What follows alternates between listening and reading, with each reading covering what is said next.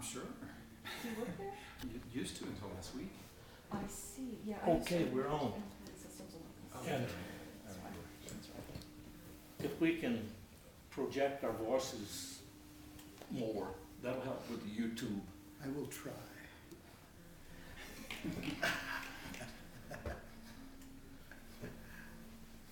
Okay, well, we do have kind of a setup, a small setup, which is I'm interested in how you got started in being interested in transformation of consciousness. And I wondered if we could both speak about how we got interested in this realm, Yeah. and then we can move on in the story. Okay. Yeah. Take it away. All right. Hey there. Well, of course, I was thinking about it earlier because I wanted to ask you about it. And when I was a kid, I would go over to Alabama and visit my maternal grandmother. And she was an amazing woman.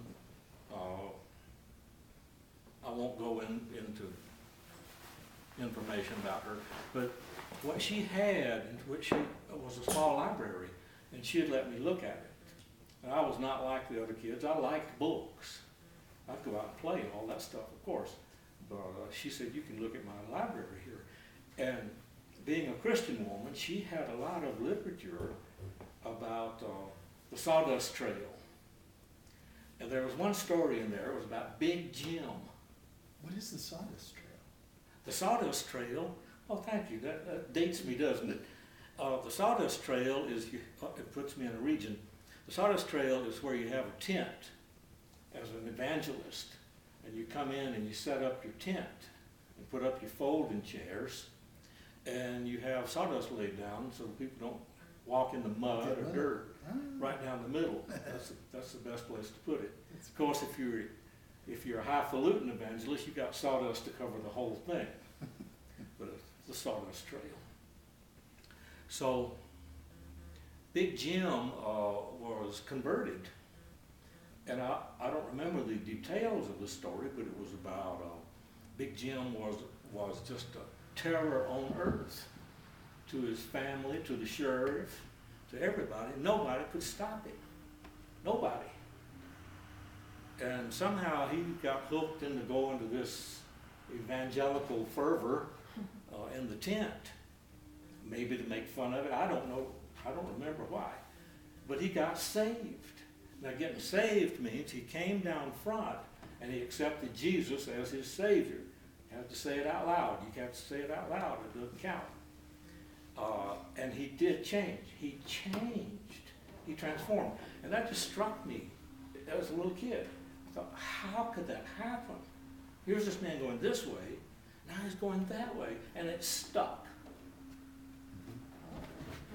So from then on, I was interested. I looked around to see if anybody else was transforming. I didn't see anybody, but it was one guy in the book, you know.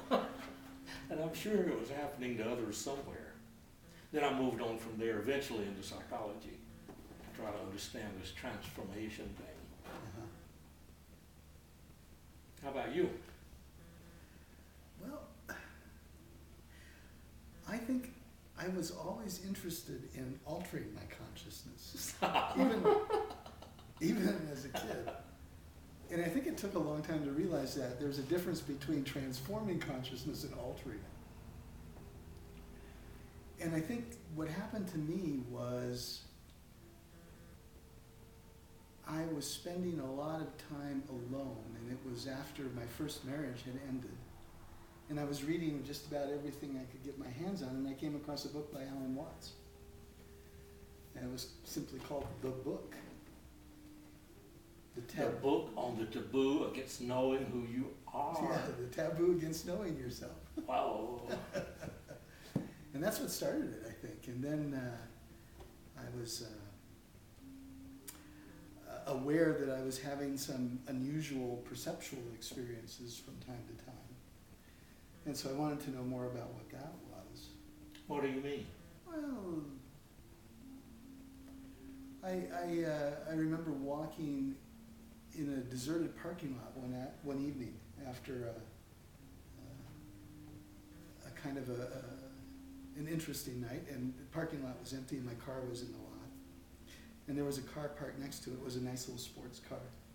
And I was kind of admiring it as I walked up to my car.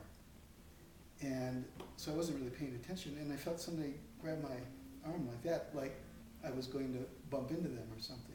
And they were sort of just moving me aside. And so I said, "Excuse me," and I turned around and looked, and of course there was nobody there. And so I thought, I want to know what that's about. What is that? And I think that's when I really started just going into everything that I could think of. Yeah. You wanted to understand it. Yeah, yeah.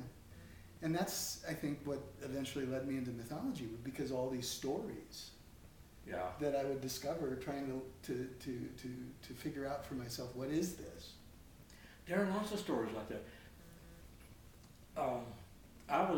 As a kid, I was in my bed, minding my own business, as usual, and about to go to sleep, and this little girl walks in the room, walks over, and looks down at me. And I knew she was not real, but she was real. And then I tried to say something, and I could not move. My body wouldn't move. And so way down inside, I started a yell. And eventually I came out of it and went, "Whoa!" And she disappeared. And what was that? So that kind of thing you're talking about. Yeah. And then I think, through our conversations and this ongoing exploration of consciousness and the different states of consciousness, I've sort of come to the conclusion that really what transforms consciousness is the organ of the heart. And when you can perceive the world through the heart, that changes things. That transforms not only me, the observer, but also whatever I'm looking at, the subject. How does a person look through their heart anyway? I know what you mean. I have the experience. I've never really thought about how it's done. Have you? That's a good question. I don't know that I could describe that. I know how I might work with that therapeutically in the consulting room. And you would have somebody sort of imagine this heart space and imagine inhabiting it and what that feels like. And then you begin to get a sense of sort of operating from that place. I think you're getting an operational definition right there. It's that letting the attention or awareness, settle down into heart area. Mm-hmm. There's a shifting, Mm-hmm. inviting folk to settle down here, Mm-hmm. and then seeing out of here. Right. Okay, so one way of coming from heart then would be maybe the major way, maybe the only way, I don't know. We'll see as we talk, perhaps, is to let awareness settle here and open. Yeah, and I think more and more I'm convinced that the heart is an organ of perception. It is. You talked last time about the electromagnetic generating power that the heart has, which is exponentially greater than the brain. Yes. And we tend to think of this as the organ of perception, but I think this is also an organ of It perception. surely is. And you know that thing that people separate head from heart? We've seen that a lot in our business, and others see it too. That this brain and this brain are connected. They're passageways. Mm-hmm. Well, we get this tight I will kind of thing, like I'm going to make my way through the world, whatever it is, and it cuts it off. So we lose the feeling, we lose the seeing from the heart. Yeah. We become cold, manipulative SOBs and DOBs. DOBs. Gotta keep this gender thing right. So the information flow is here. They're always communing, so it's really one brain, but we've separated it a lot. Yeah, and I think in fact that the body probably is the mind. I think we like to make distinctions, and I know I get notices for continuing education workshops all the time about body-mind connection. No, I don't think there's a connection. I think the body is the mind. Yes. And when we get bodily sensations, perhaps that's simply another way of thinking that we're not used to calling thinking. It is thinking. It certainly is. As you know, I'm a great admirer of cats. I saw several walking over here. Cats and I seek each other out. And cats are body-mind together. They are aware from body. Well, you mentioned that body, I forget exactly how you said it, but that body is mind. Seems to me, I have this sensing, and then there's data. There's a lot of data about this. That when we drop the body, we still have mind. Mm-hmm. So did you mean that we don't have mind, or what is your experience in that realm? No, I think we do still have mind, and maybe more specifically, the body is the unconscious mind. Huh. And then once we drop the body, what we have is consciousness. I get the imagery sometimes of we are energetic beings, and I use the term angels. You know I like that term. That we are angels dangling down into here.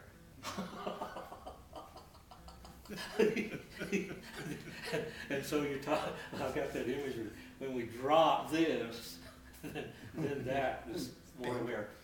And this angel that we are, the one that's not visible to these eyes, this angel that we are gets really sad when this one misbehaves. Really sad. It's like, come on, work with me here. I like the ideas of angels. You know, we've talked about Swedenborg before. Yeah. And his angelology. Yeah. I tend to like the darker angels. I like Rainer Maria Rilke's angels. I know you do. Say some The more ones about who the sort of- darker angels. The ones who sort of leave you trembling and Yeah. kind of open up the deeper, darker aspects of the world. And they tend to